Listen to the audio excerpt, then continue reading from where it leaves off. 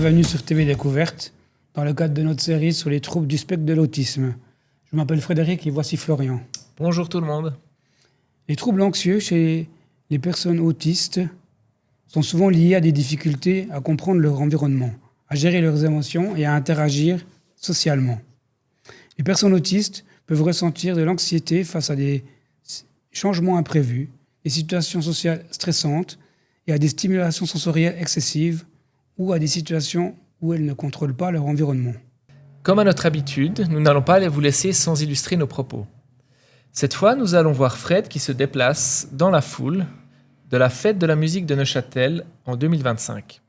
Son anxiété s'installe lorsqu'il peine à trouver son chemin dans le flux compact de la foule pour aller à la scène suivante. Un autre facteur qui va augmenter l'anxiété de Fred sera le niveau sonore de la musique, à proximité des scènes qu'il calmera en mettant un casque anti-bruit. Enfin, pour les cinéphiles, regardez bien jusqu'au bout. Vous allez certainement reconnaître un comportement tout droit tiré d'un film qui n'est pas très récent, je vous l'accorde, mais Fred ne fait pas de l'acteur studio. Allez, bon visionnage.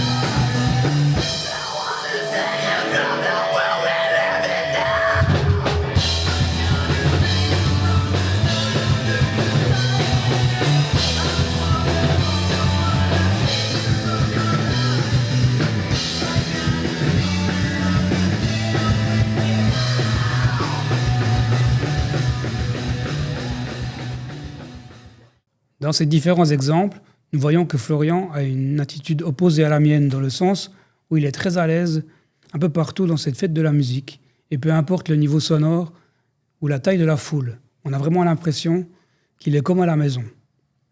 Florian, nous allons le voir dans un instant, dans certaines situations, tu en arrives à avoir de l'anxiété, mais là tu es très à l'aise.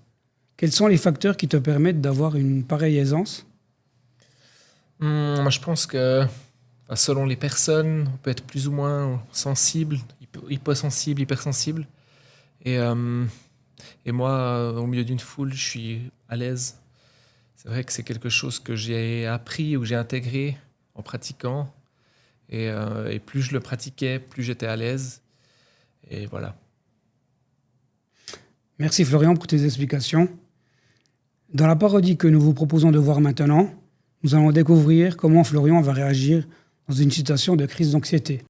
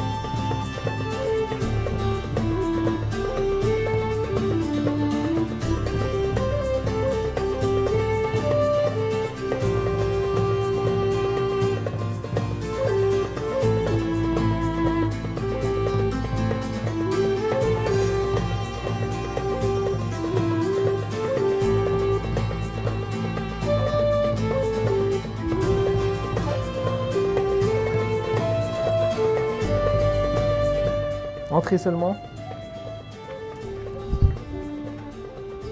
Vous pouvez vous asseoir où vous trouvez de la place.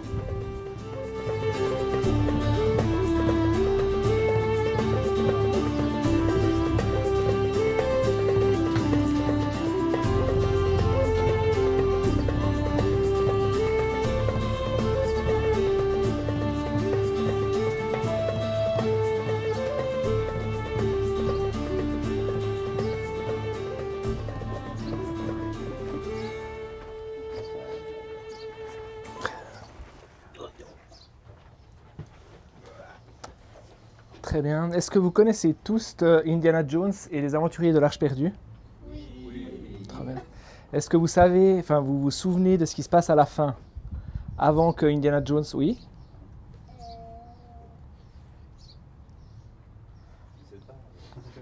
Il va arriver, il doit passer un pont, et après, il y a la coupe.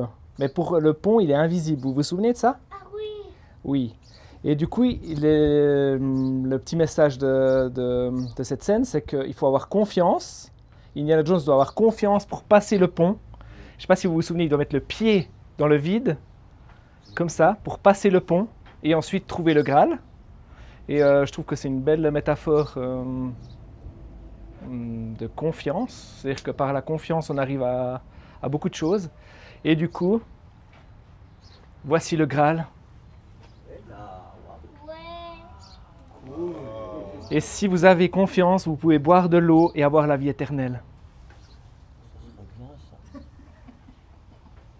Merci.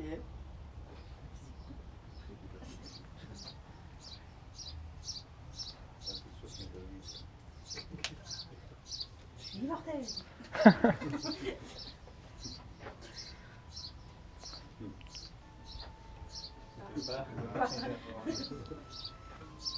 T'aimes bien ta vie mortelle, toi.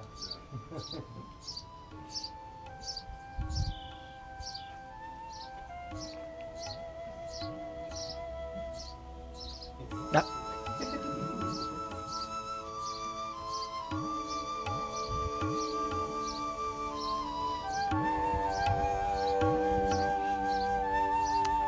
Magnifique.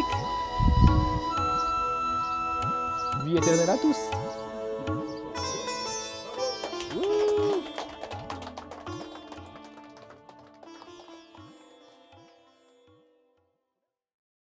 Nous allons prendre quelques instants pour vous expliquer la différence entre angoisse, anxiété et panique. L'angoisse est un terme plus large. L'anxiété est une inquiétude diffuse et la panique, une manifestation aiguë, soudaine et intense de peur. Une crise de panique est une attaque soudaine d'anxiété extrême, différente de l'anxiété générale par son intensité et son apparition brutale. L'angoisse peut être considérée comme une forme d'anxiété plus intense, tandis que le trouble de panique implique des crises de panique répétées, souvent sans raison apparente. Effectivement, la différence n'est pas toujours simple à faire ou à détecter. Dans mon cas, l'anxiété est une émotion normale de préoccupation ou d'appréhension face à une situation potentiellement menaçante, réelle ou imaginaire, bien sûr. Elle peut se manifester par des symptômes physiques comme une accélération du rythme cardiaque, des sueurs, des tremblements et des symptômes psychiques tels que la nervosité ou la tension. À la base, je devais parler d'archéologie, lacustre à nos visiteurs. Comme vous avez pu le constater dans la vidéo, cela ne s'est pas vraiment passé comme ça. Pour me permettre de me recentrer, ma parade est de parler d'un sujet qui n'a rien à voir avec le pourquoi nous sommes là, jusqu'à ce que je retrouve mon calme. Merci Florian pour tes éclaircissements à ce sujet. En résumé, l'anxiété est un état général d'inquiétude. L'angoisse est une anxiété plus profonde. La panique est une manifestation aiguë de cet état anxieux, soudaine et intense qui peut mener à un trouble panique si elle devient récurrente. C'est ainsi que se termine notre 3e émission et nous vous remercions de nous avoir suivis. Et nous vous disons à très vite. Oui, merci beaucoup et à bientôt sur TV Découverte.